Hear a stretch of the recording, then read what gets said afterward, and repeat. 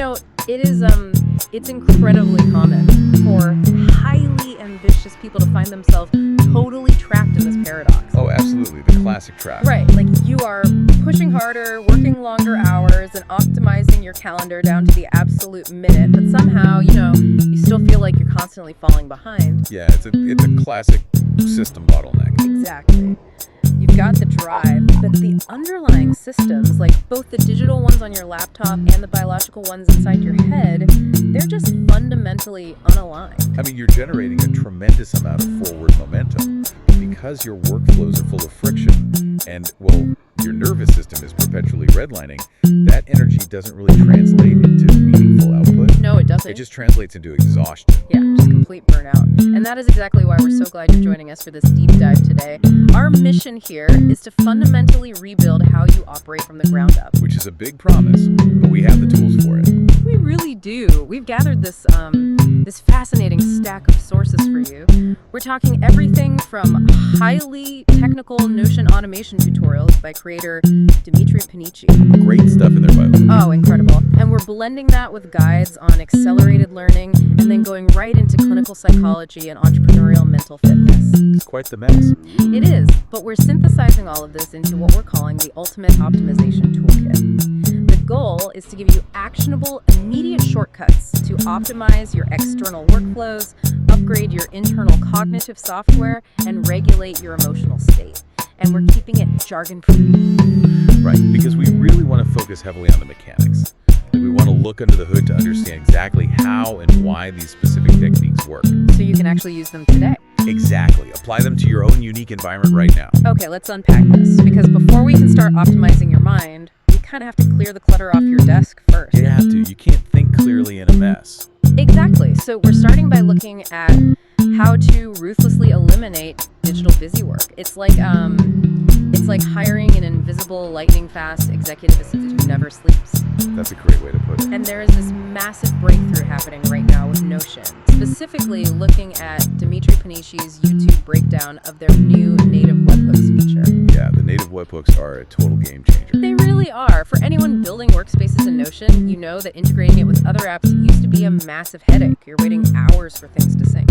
So why is this specific shift to native webhooks such a monumental shift compared to the old way we did this? Well, it really comes down to eliminating the concept of friction, right? And preserving your cognitive load.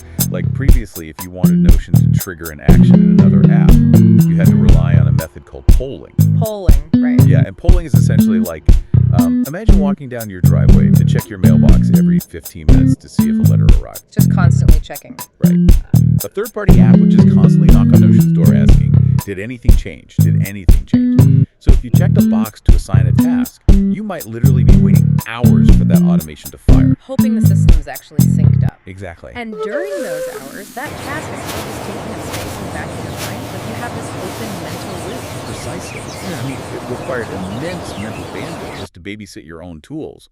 But a native webhook, on the other hand, is like installing a smart doorbell on that mailbox. Oh, I like that. You never have to check it. The exact millisecond a letter is dropped in, the doorbell rings you. So the instant a button is pressed in Notion, Notion actively pushes that data out to your other apps. So the lag time is just gone. Reduced to absolute zero. That is wild. And Dimitri shows this phenomenal example with a content calendar build. He basically finishes a client meeting, takes his notes directly in Notion, and then just presses a single button that says, add content to calendar. And the system does the rest. Instantly. Because of the native webhooks routing through make.com, it grabs all the client data, schedules a long-form video, and then automatically schedules 2 short-form videos exactly 5 days out. All automatically. Yeah, and it auto-assigns all the subtasks to editors and designers. It calculates the date so nothing overlaps, literally in the time it takes to blink. What's fascinating here is the broader implication of that. If you apply that same logic to administrative bottlenecks, the time savings are just exponential. Oh, for sure. Like, consider the invoicing example from the sources. Say you have a client, Jake Browning, right? And you owe him a $200 invoice. Okay. With one click inside Notion, an invoice is generated instantaneously on Stripe or PayPal. And the webhook sets the due date for 5 days out. It updates the client's status. It messages Slack, right? Exactly. It pings a specific Slack channel to notify accounting. and it drafts an email to the client. See, my absolute favorite part of that workflow is the void button. Like, if you realize you made a typo on the $200, you don't have to frantically log into Stripe, cancel it, go to Slack, tell the team to ignore it, and email the client an apology. Right, which is what we all usually do. Yeah. Instead, you just press void in Notion, and it instantly nullifies the invoice ID and the URL across all of those platforms at once. It's incredible. And by removing the lag time between having an idea and executing those administrative steps, you're protecting your mental energy. You're outsourcing the low-value routing to the machine. Which frees us up for the real work. Exactly. You're freeing up your biological hardware for the deep, complex problem solving. But, here is the trap. Since our invisible assistant is handling all these invoices and scheduling, we just saved ourselves, 10 hours a week. A lot of free time. Right. And the immediate instinct for driven people is to just fill those 10 hours with more shallow, busy work. Yeah, 100%, which leads straight back to system failure. Exactly. So to actually utilize that free time, we have to talk about how the brain acquires new skills. We have to upgrade our internal software through accelerated learning. Yes. Yeah. Because when you have protected time, the absolute highest leverage activity you can engage in is skill acquisition. Right. And the foundation of doing that efficiently is the Pareto principle, or, the 80-20 rule. Roughly 20% of a skill accounts for 80% of your actual performance. Okay, let me push back on that for a second, though. The classic example in the guides is always learning to play the guitar. Sure. If you learn the 8 to 10 most common chords, you can play thousands of songs in weeks rather than spending years on theory. But wait, really? If I only learn 20%, won't I just sound like an amateur playing the same 4 chords at every campfire? Wow. How does doing less actually lead to mastery? That is a really crucial distinction. The 20% isn't an excuse to stop learning. It's the strategic entry point that prevents you from quitting in the first place. Oh, I see. Yeah, like Dr. Carol Dweck's research on the growth mindset shows that early, tangible wins are required to build momentum. You need that to tackle the remaining 80% later. Right, you need to feel like you're actually getting somewhere. Exactly. And when you pair that with Anders Ericsson's concept of deliberate practice, you aren't just mindlessly repeating things. You are highly focused on mastering those specific foundational pieces first. Here's where it gets really interesting, though. Finding that 20% sounds like a total cheat code, but how do we not get overwhelmed trying to identify it? Right, it can be a lot. It's like trying to find all the corner and edge pieces of a jigsaw puzzle before you even know what the picture is on the box. If we connect this to the bigger picture, it really requires deliberate observation. You force the issue using Parkinson's law. Okay, remind us what that is. Parkinson's law states that work expands to fill the time allotted for its completion. So if you give yourself, say, an entire month to learn a new video editing software, you're going to spend 3 weeks watching irrelevant tutorials about color grading that you don't even need yet. But if you give yourself less time... Exactly. If you give yourself 3 days to edit a project start to finish, you don't have time for the fluff. You're forced to discover the core 20% just to survive the deadline. Oh, wow. You manufacture a time constraint to organically filter out the noise? Yes, and breaking it into bite-sized chunks, like the 2-minute rule, helps too. And then you encode it into your long-term memory, not by passively reading, but using spaced repetition and active learning. Right, constantly testing yourself. Yeah, testing yourself at gradually increasing intervals. It literally rewires the brain and thickens the myelin sheath around those neural pathways. Consistency over time is what matters. Which brings us to a massive, unavoidable reality check. We've automated the external world. We're learning at record speed. But if the physical hardware, like your actual brain and body, is overheating, The whole system crashes. the whole thing crashes. So we really have to address mental fitness and the entrepreneurial mind here. It's a vital paradigm shift, especially when you look at the research. Entrepreneurs and high performers suffer disproportionately from chronic stress and high cortisol. It's everywhere. It is. And it's not just a bad mood. It physically degrades cognitive function over time.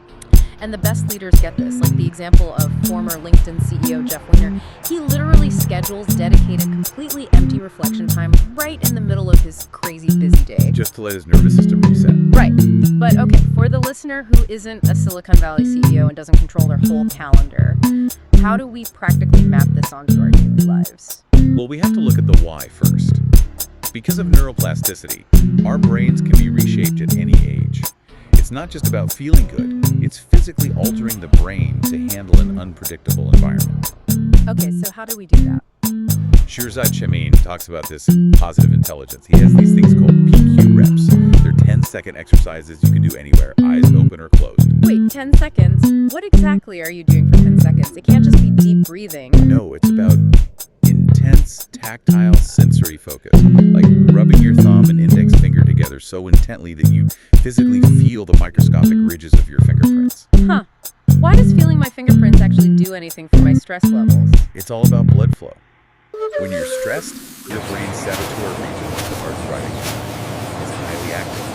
This sensory focus forces blood flow away from the saboteur and routes it to the sage region, the prefrontal cortex. So it physically interrupts the stress loop and boosts your self-command muscle. Exactly. You're literally quieting the panic. That is fascinating. And speaking of biology, we have to talk about physical fitness too, right? Because the source had this wild example of an entrepreneur who realized training for competitive CrossFit was actually derailing their business goals. Yes.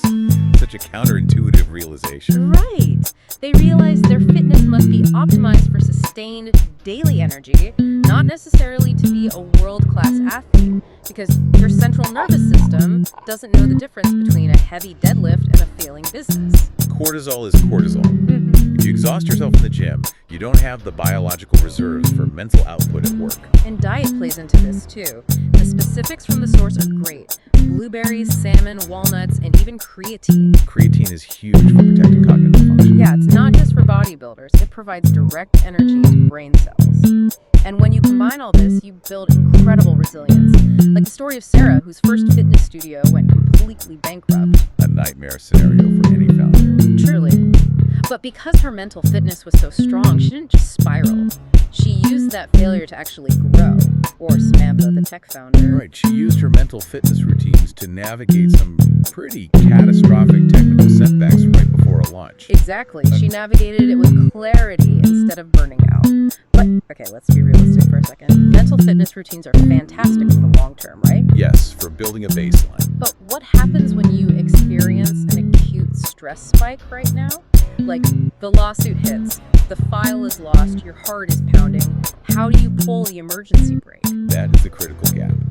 When thoughts become overpowering, you need acute self-soothing to manage the nervous system. So what does this all mean practically? Because some of these self-soothing emergency brakes sound totally wild, like the ice cube trick. Oh, it's incredibly effective. Holding an ice cube when you're panicking?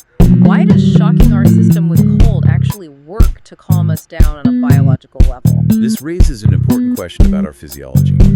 Our nervous systems are biased toward high alert sympathetic activation, fight or flight. Right, you feel like you're in physical danger. Exactly, even if it's just an email. So introducing an intense, sharp sensory input, like freezing cold in your hand or mouth, it abruptly disrupts that looping panic cycle. It forces your brain to focus on the cold instead of the emotional distress. Yes, it forces the brain into the present physical reality, and then the parasympathetic nervous system, to rest in the digestive system, can finally take over. Wow. And then there's the butterfly hug, which comes from EMDR therapy, right? Yes, it's a very easy to follow physical motion to regulate stress anywhere. Yeah. You cross your arms and alternate tapping your chest, left, right, left, right. It physically synchronizes the brain hemispheres, right? Exactly. Bilateral stimulation breaks the panic loop. And there are other sensory soothers too. Grounding techniques like physically hugging a tree, which sounds a bit out there, but you're actually just forcing your brain to notice the bark's texture, the temperature, the smell. It's pure sensory grounding. Just like listening to relaxing music, which physically lowers cortisol, or even just looking at a vision board. And sometimes the most powerful thing is just acknowledging the feeling. Simply stating out loud, I feel upset right now, but it's normal to feel upset. And I know I'm doing the best I can. You validate the biological reality of the emotion without judging it. Right, you stop fighting it. Okay, we have covered so much ground today. We've officially built the ultimate optimization toolkit for you. We really have. We started with using Notion webhooks and Make.com to automate the external busy work. Then we applied the the 80/20 rule to rapidly download new skills. And we covered practicing PQ reps and brain boosting habits for long-term mental fitness. Exactly. And finally, we're keeping the ice cube trick or the butterfly hug right in our back pocket for those acute emotional emergencies. And as we wrap up, I just want to leave you with one final lingering question to mull over. Okay, let's hear it. Now that you possess all these tools to automate your tasks, to learn at light speed, and to regulate your stress, what is the ultimate goal you are freeing yourself up to pursue? Are we optimizing our lives just so we can do more work, or are we optimizing so we can finally have the time to be truly human? Oh man, that is the real question. Thank you so much for joining us on this deep dive. We highly encourage you to pick just one of these tools and try it out today. We'll see you next time.